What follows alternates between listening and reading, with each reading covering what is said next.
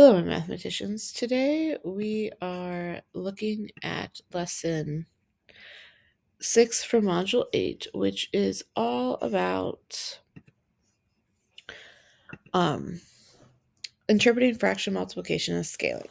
Hopefully, by the end of this lesson, you'll be able to explain how the size of a product compares to the size of one factor.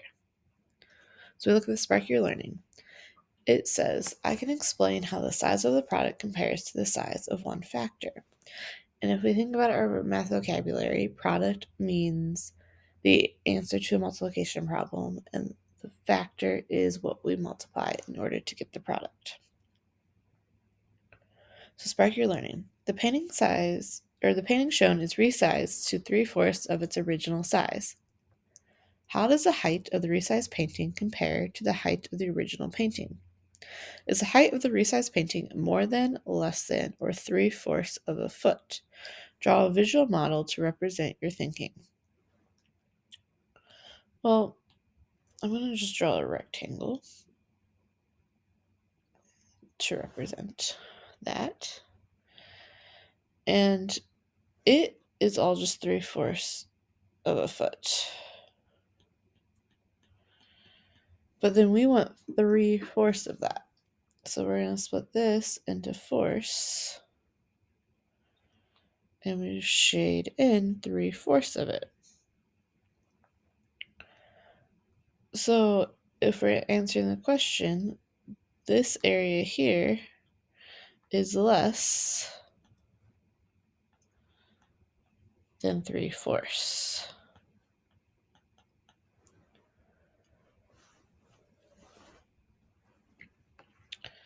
So to justify my reasoning, the height of the resized painting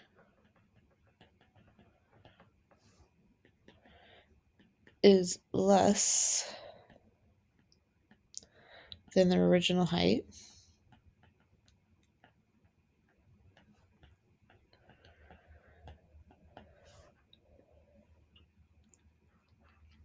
because we are taking a part of the original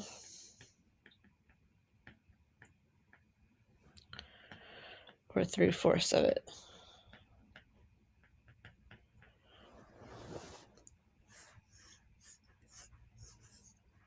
And you can see that in my picture by the fact that we are just shading in 3 of the fourths and not the whole thing.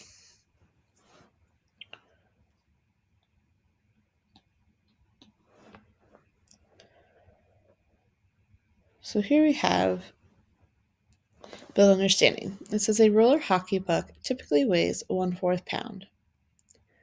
An ice hockey puck typically weighs 3/2 times as much as a roller hockey puck.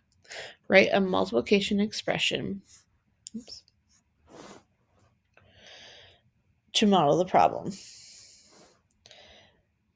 So we are going to be doing 3/2 times 1/4 because we want 3/2 of the hockey puck. So it asks, how do my factors from part A compare to 1? Remember, the factors are the two numbers that I'm multiplying. So 3/2. Well, if we look at the 3, it is greater than 2. So 3/2 is greater than 1. 1/4, we look at it, the 1 is smaller than the 4, so it is less than 1.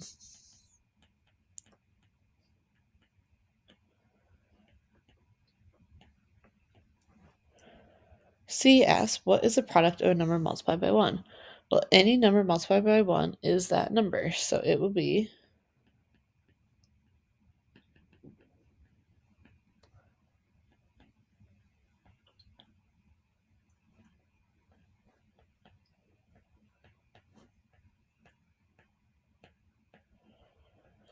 the same as that number.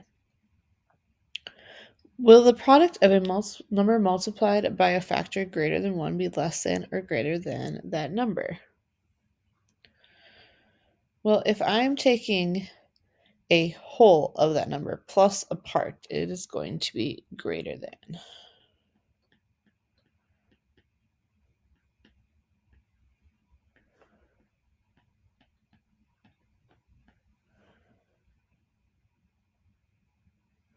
So greater than because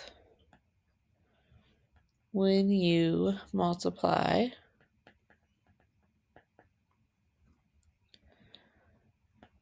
by a factor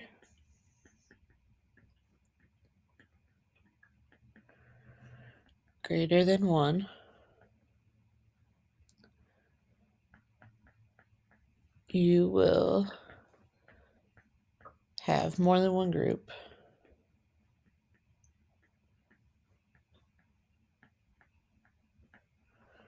of the second factor.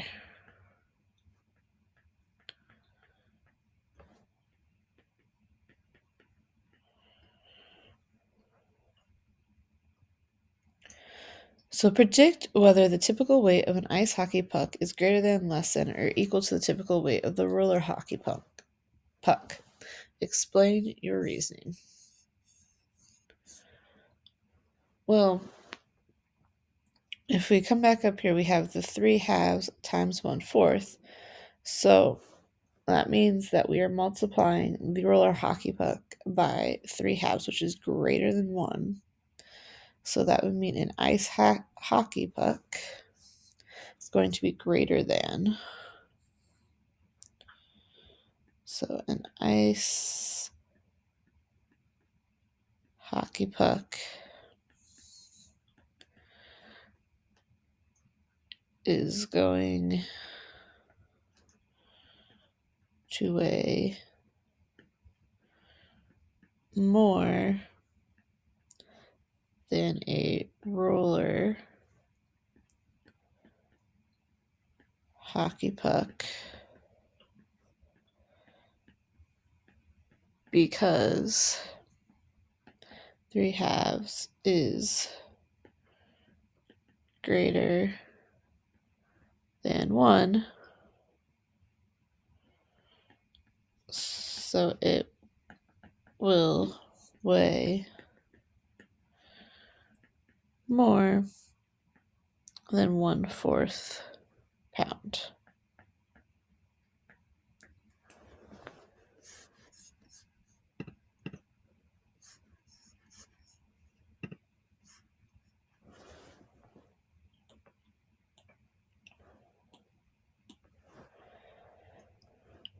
A new skateboard ramp is designed that has a width that is 2/3 of the width of the ramp shown. Is the width of the new ramp greater than or less than the width of the ramp shown? How do you know?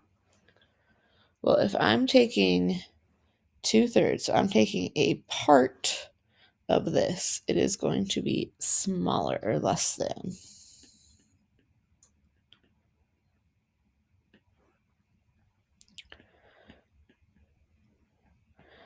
Because you are finding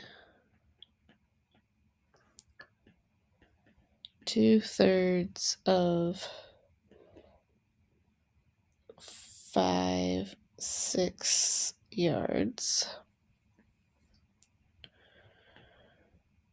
When you multiply by a factor less than 1,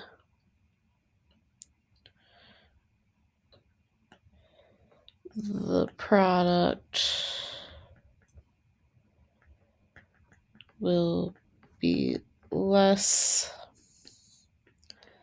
than the other factor because you are finding a part of it.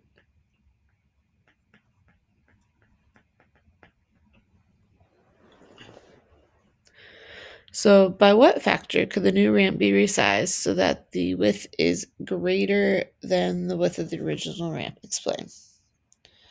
And there are lots of choices. I'm just going to go with a quick one. I'm going to reverse my numerator and my denominator, and I'm going to choose 3/2. But it could be any fraction or factor that is greater than 1. So 3/2 because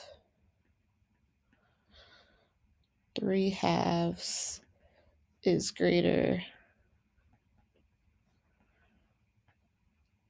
than 1.